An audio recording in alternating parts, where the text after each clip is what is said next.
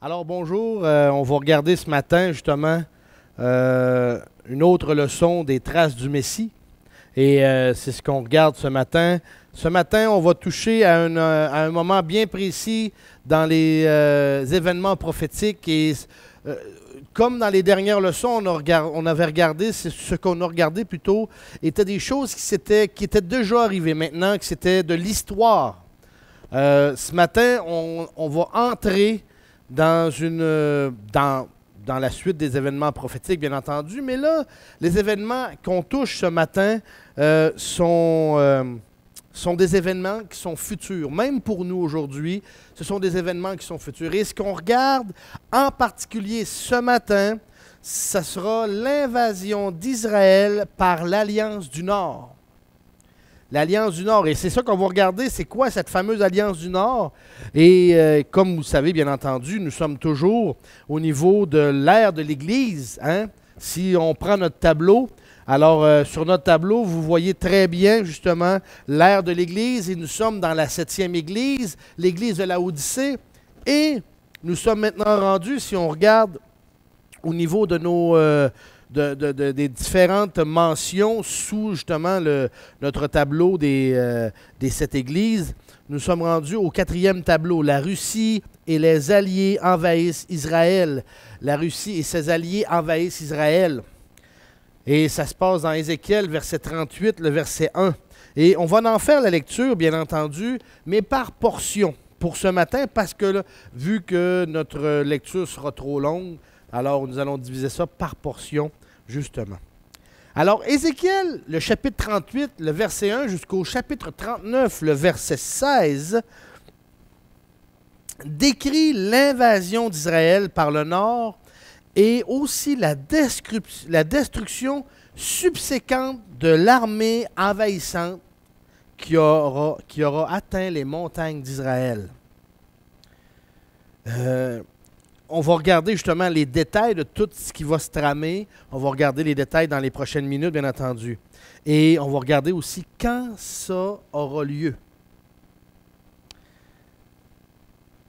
Mais en étudiant justement le passage d'Ézéchiel qu'on va entamer, on va arriver avec des questions du genre qui, hein, qui fera qui envahira, où ça va se passer, pourquoi ça se passe, et quand ça va se passer. Alors, vous êtes avec moi ce matin et on va regarder justement ces choses-là à l'instant même. C'est certain que ce matin, il y a beaucoup de matériel et on va le diviser en différents points. Et notre point A de ce matin, ce sera l'alliance. Autrement dit, la formation de l'alliance qui va envahir l'alliance, le regroupement de pays qui va envahir Israël. Ça va être suivi des raisons ou la raison de l'invasion. Ensuite, le point C qu'on regarde, c'est l'objectif de la Russie. Pourquoi je nomme la Russie, vous allez comprendre tout à l'heure. C'est assez clair, c'est assez précis que la Russie y est impliquée. Et le point D qu'on va regarder, c'est l'objectif de Dieu. L'objectif de Dieu. Alors, commençons notre lecture à l'instant même avec Ézéchiel 38, le verset 1 jusqu'au verset 6, afin de pouvoir enclencher cette étude. Le verset 1 du chapitre 38 nous va comme suit. « La parole de l'Éternel me fut adressée en ces termes. Fils de l'homme, tourne ta face vers Gog, au pays de Magog, vers le prince de Roche, de Méchec et de Tubal, et prophétise contre lui. Et dit, ainsi a dit le Seigneur, l'Éternel, voici, j'en veux à toi, Gog, prince de Roche, de Méchec et de Tubal. Je t'entraînerai, je te mettrai une boucle à tes mâchoires, et je te ferai sortir avec toute ton armée, avec les chevaux et les cavaliers, tous parfaitement équipés.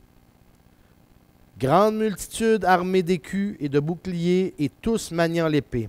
Ceux de Perse, d'Éthiopie, de Put sont avec eux, portant tous des boucliers et des casques. Gomère et toutes ses troupes, la maison de Togarma à l'extrême nord, avec toutes ses troupes, peuple nombreux qui t'accompagnent. On va s'arrêter ici pour l'instant et on va commencer à étudier le passage qu'on vient de voir. Alors, ce qu'on regarde ici, on voit une alliance, l'alliance en train de se dessiner. Les versets 1 à 4, si on prend le temps de regarder les versets 1 à 4, on voit justement que ces versets-là mettent l'accent sur Gog. Gog, qui est le dirigeant du pays de Magog. Vous savez, Gog est le prince de Rosh, de Méshec et de Tubal. C'est seulement au temps de l'invasion par Magog qu'on va pouvoir réellement déterminer la signification de ce qui est Gog. Parce que le mot Gog, en passant, ce n'est pas un nom propre, mais plutôt un terme, un titre appartenant au chef de Magog. De la même façon que les termes pharaon, kaiser, tsar sont des noms communs de dirigeants et non pas des noms propres en particulier. OK? C'est réellement ça. Donc, celui qui va dominer cette alliance-là au temps de l'invasion sera Gog, qui est mentionné dans le livre d'Ézéchiel. Magog, Rosh, Méshec, Tubal, ces noms-là, sont des régions qui correspondent à la Russie d'aujourd'hui, située entre la mer Noire et la mer Caspienne. Si jamais vous avez une carte telle que celle-ci, ou qu'on peut le voir sur notre tableau, justement, la mer Noire, on voit ici juste au nord de la Turquie, et la mer Caspienne, c'est au nord de l'Iran, des deux grandes étendues d'eau. Alors, c'est dans ces régions-là qu'on peut voir justement, ça met l'accent sur ces régions-là, telles que notre carte nous la présente à l'instant même. Alors, en passant, les noms de Méshec et de Tubal sont plus tard devenus le nom de Moscou et de Tobolsk, respectivement, les deux. Là. Deux villes importantes dans l'Oural, en Sibérie. Rosh, c'est le nom autrefois, le nom d'autrefois qui était donné à la Russie d'aujourd'hui. Également. Ces quatre noms, OK, les quatre noms qu'on peut voir, Magog, Rosh, Méshec, Tubal, OK, correspondent donc au territoire se trouvant actuellement en Russie, du côté de l'Europe, l'Europe du Nord en particulier et de l'Europe du Sud. Également en Sibérie, du côté de l'Est asiatique. Vous savez, la Russie actuellement couvre toutes ces régions-là. Toutes ces régions qui sont décrites dans le livre d'Ézéchiel. Alors, en plus des noms qu'on vient de parler, en plus de ça, on va éliminer tout doute possible. J'aimerais qu'on regarde le verset 6. Le verset 6 réellement, regardez ce qu'il dit. Gomère et toutes ses troupes, la maison de Togarma, à l'extrême nord, avec toutes ses troupes, peuple nombreux qui t'accompagnent. Le verset 6 spécifie que ces nations viennent de l'extrême nord. Au verset 38-15 et au verset 39-2 également, que la même expression est répétée. Alors, par rapport à Israël, la Russie se situe exactement à l'extrême nord, Moscou étant tout au bout, en ligne droite avec Israël. Encore une fois, c'est spécial de voir ça, mais c'est vrai. À partir de Jérusalem jusqu'à Moscou, c'est une ligne bien droite, plein nord. Plein nord. Alors, la Russie se trouve être le dirigeant de la Confédération du Nord et Gog est à sa tête. Gog, le titre ou le roi de Magog, tout simplement. On va regarder une autre affaire aussi. La Russie. Vous savez, la Russie est toutefois pas la seule à envahir Israël, tel qu'on l'a vu justement dans nos versets. En réalité, la Russie fait partie d'une confédération à ce moment-là, mais c'est la Russie qui est à la tête de la confédération. Les autres nations impliquées sont en effet mentionnées dans les versets 5 et les versets 6, à laquelle ces nations vont prendre part au fait d'envahir Israël. Les versets 5 et 6, ceux de Perse, d'Éthiopie, de Put, sont avec eux, portant tous des boucliers, des casques. Gomer et toutes ses troupes, la maison de Togarma à l'extrême nord avec toutes ses troupes, peuple nombreux qui t'accompagnent. Oh! Oh! Alors, on retrouve la Perse, autrement dit l'Iran actuel, l'Iran d'aujourd'hui.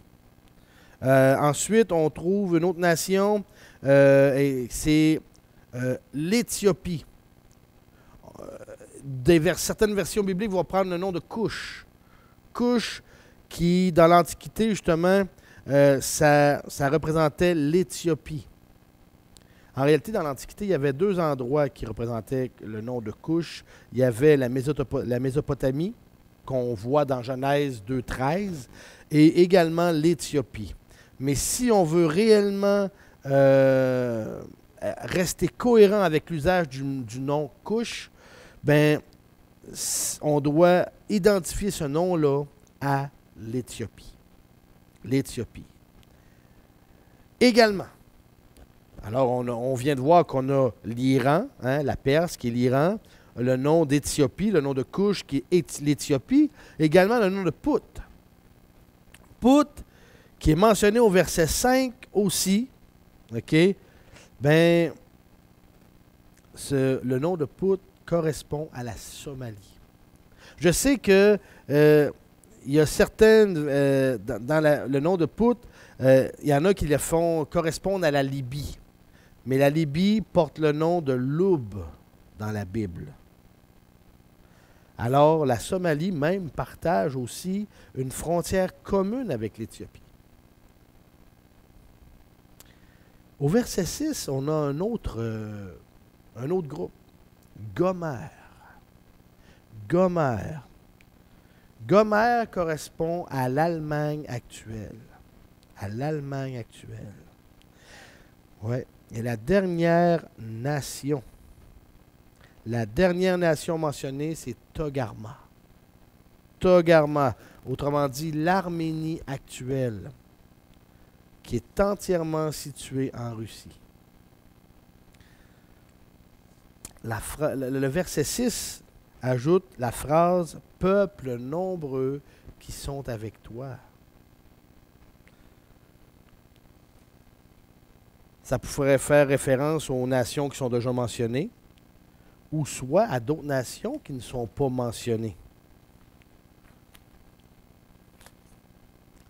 Alors, à la question « Qui va faire l'invasion » là? Qui va faire l'invasion? On vient de voir que ce sera une confédération formée de la Russie et de ses alliés. Ses alliés sont l'Iran, l'Éthiopie, la Somalie, l'Allemagne et l'Arménie.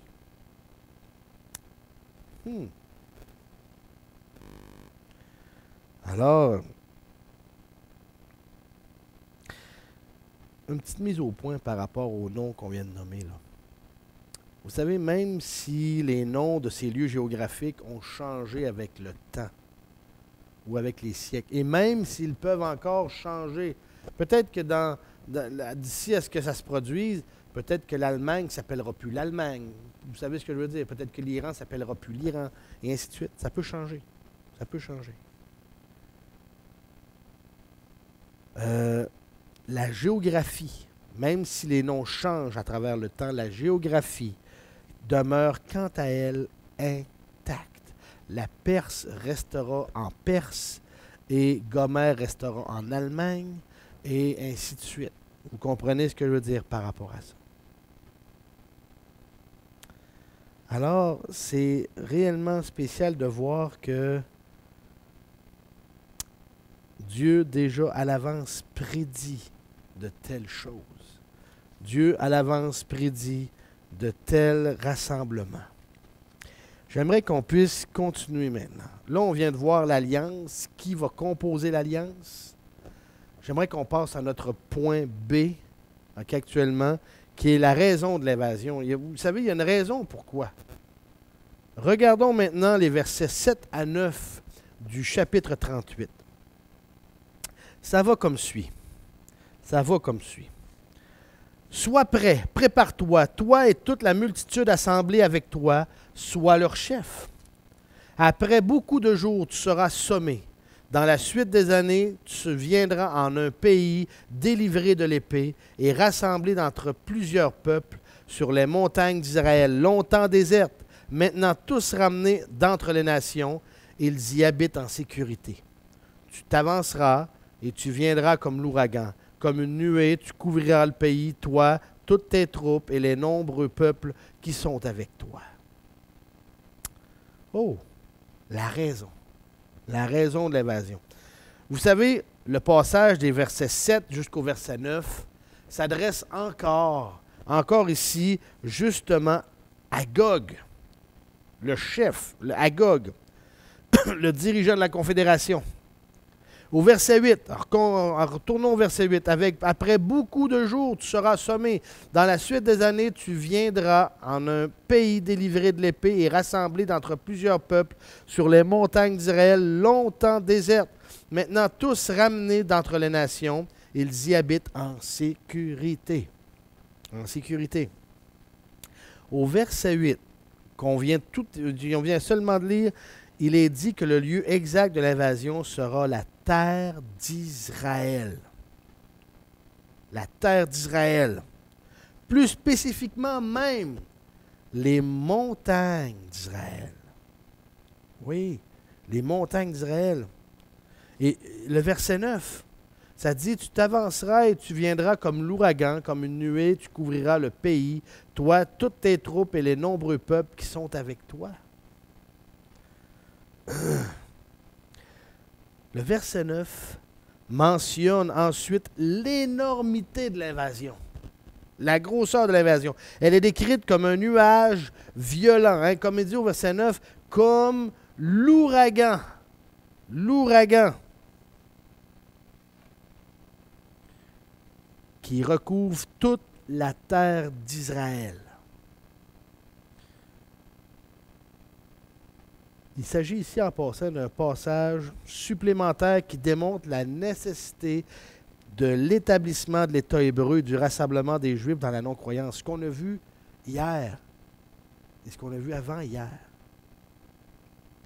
C'est nécessaire que les Juifs se rassemblent. C'est nécessaire qu'il y ait un État qu'on appelle Israël à l'heure actuelle. Parce que cette invasion-là doit avoir lieu. Et ça doit se produire. Et Israël doit donc devenir un État avant.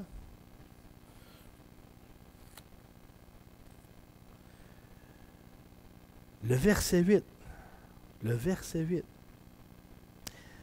décrit les personnes de cet État comme ayant échappé à l'épée. Puis, comme étant réunies du milieu des peuples, les montagnes de leur pays sont décrites comme étant demeurées longtemps désertes et sorties du milieu des peuples.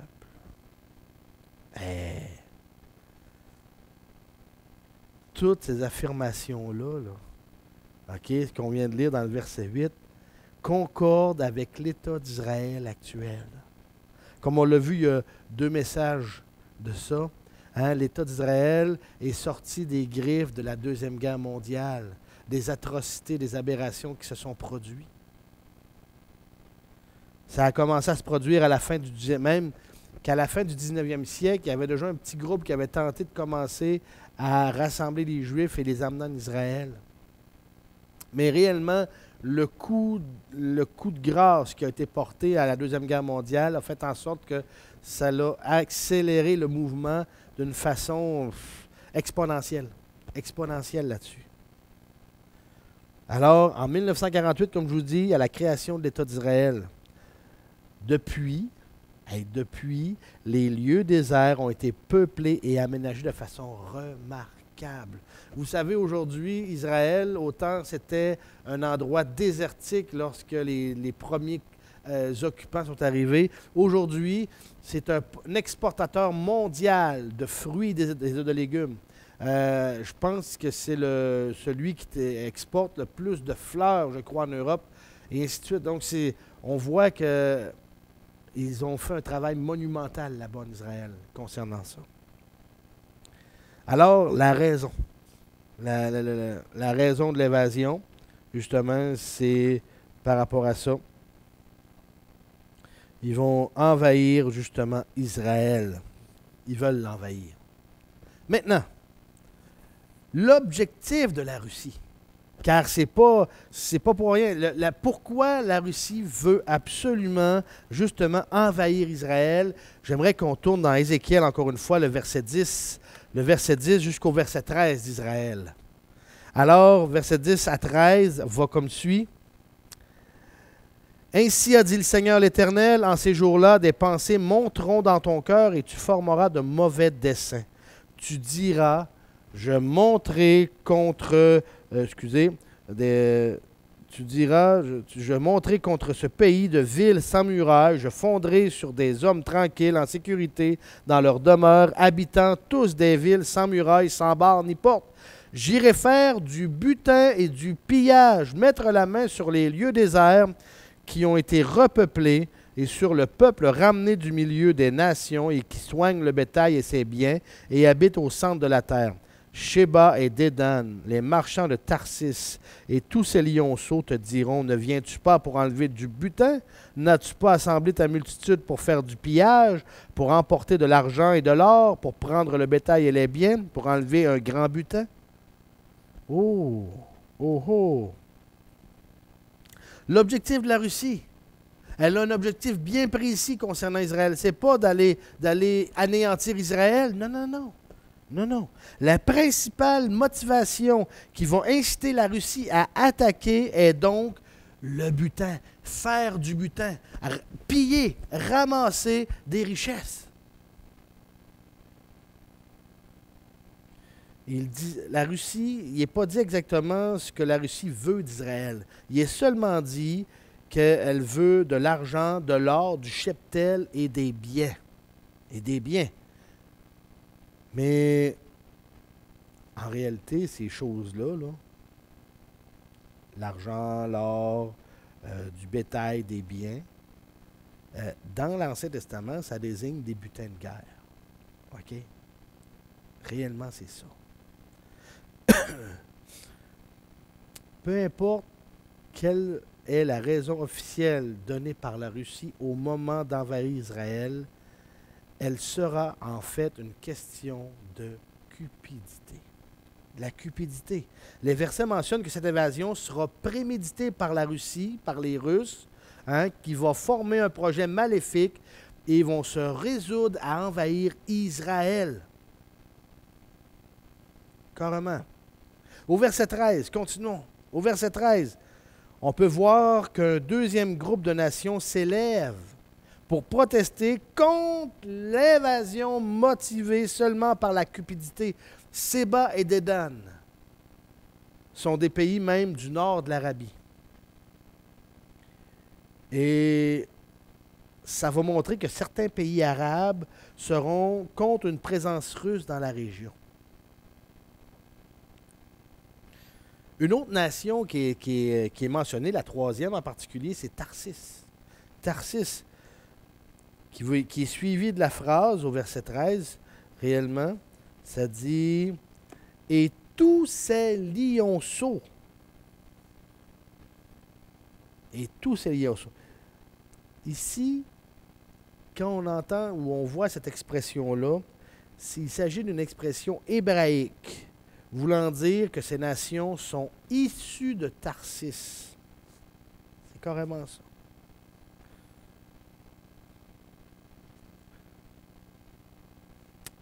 Maintenant,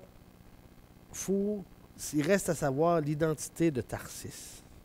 D'où proviennent toutes les nations qui sont mentionnées. Dans l'histoire, on connaît 3 endroits, OK, portant le nom ou portant ce nom de Tarsis. Le premier est situé quelque part sur la côte est de l'Afrique. Ça, c'est la première mention. Le lieu exact où ce territoire-là est situé n'est pas connu. Mais celui-ci n'aura pas d'influence sur d'autres nations. Le deuxième qu'on retrouve, se trouve en Espagne et a été fondé par la ville de Tyr. OK? S'il s'agit du même Tarsis d'Ézéchiel, bien, la nation provenant de Tarsis inclurait des pays d'Amérique centrale et du Sud. La troisième possibilité serait l'Angleterre. Et dans ce cas-là, ça comprendrait les États-Unis, le Canada, l'Australie, la Nouvelle-Zélande et les autres pays démocratiques et peut-être les États du Commonwealth. Ouais. Si on devrait tirer une conclusion en nous basant sur l'emploi du mot Tarsis dans les autres parties du livre d'Ézéchiel, on dirait qu'il s'agit peut-être de l'Espagne et des nations espagnoles.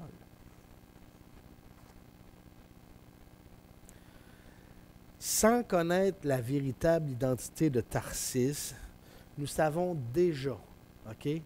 On sait déjà que ce groupe de nations va protester contre l'invasion russe. Tout simplement. La Russie réussit donc à envahir Israël et son armée trouve libre cours à ses opérations puisque les protestataires demeurent passifs. Personne vient s'interposer dans cette invasion-là. On va terminer avec l'objectif de Dieu maintenant. Les versets 14 jusqu'au verset 16. Ça dit ceci. C'est pourquoi, fils de l'homme, prophétise et dis à Gog, ainsi a dit le Seigneur l'Éternel, ne sauras-tu pas en ce jour-là qu'Israël, mon peuple, habite en sécurité? Et pourtant, tu viendras de ton pays, de l'extrême nord, toi et plusieurs peuples avec toi, tous gens de cheval, une grande multitude et une puissante armée. Tu monteras contre mon peuple d'Israël, pareil à une nuée qui couvre le pays. Ce sera dans les derniers jours. Je te ferai marcher contre mon pays, afin que les nations me connaissent, quand je serai sanctifié par toi, sous leurs yeux, ô Gog. Ô Gog. Les versets 14 jusqu'au verset 16, on voit l'objectif que Dieu poursuit. Dans les versets 14, 15, 16, on voit ici que l'invasion d'Israël a déjà commencé. OK? A déjà commencé et on trouve même d'autres éléments de réponse à la question de savoir pourquoi cette invasion-là a lieu.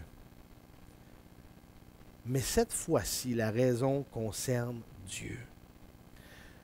Alors, verset 14 au verset 16, l'invasion commence et l'armée de l'envahisseur recouvre le pays comme un essaim, comme une nuée de violence. Au début, l'invasion par la Russie, c'est une réussite. OK? Mais après avoir dit ce qui a motivé la Russie envers Israël, au verset 16, regardons de nouveau le verset 16, ça dit, tu monteras contre mon peuple d'Israël, pareil à une nuée qui couvre le pays, ce sera dans les derniers jours, je te ferai marcher contre mon pays, afin que les nations me connaissent, quand je serai sanctifié par toi sous leurs yeux, ô Gog. Après avoir dit ce qui a motivé la Russie envers Israël, Dieu donne la raison pour laquelle il a permis cette invasion. Celle d'être sanctifié par les nations qui sont sur le point de voir ce qui va se produire. Voilà ce qu'il y en est. Et voilà pourquoi, voilà l'objectif de Dieu à ce moment-là. Le temps passe, on a beaucoup de matériel qu'on a touché. On a regardé justement la préparation de l'invasion d'Israël par l'Alliance du Nord. On a vu qui étaient les envahisseurs. On a vu également la raison de l'envahissement. On a vu les objectifs qui étaient tenus par la Russie, les objectifs maintenant qui sont tenus par Dieu. La semaine prochaine, on va regarder ce qui va se produire maintenant à ces envahisseurs-là. On va regarder, parce qu'on a vu que au commencement de l'envahissement, c'est une réussite, mais est-ce que ça va toujours demeurer une réussite tout le long? On va regarder ça la prochaine fois. Prions. Père éternel, on est devant toi, Seigneur grand Dieu. Je te remercie pour tout ce que tu fais dans nos vies. Mets ta main, Seigneur, et aide-nous à bien comprendre ta parole, à ce qu'on puisse bien cerner cette situation-là. On t'aime, au nom de ton Fils Jésus, qu'on te le demande. Amen.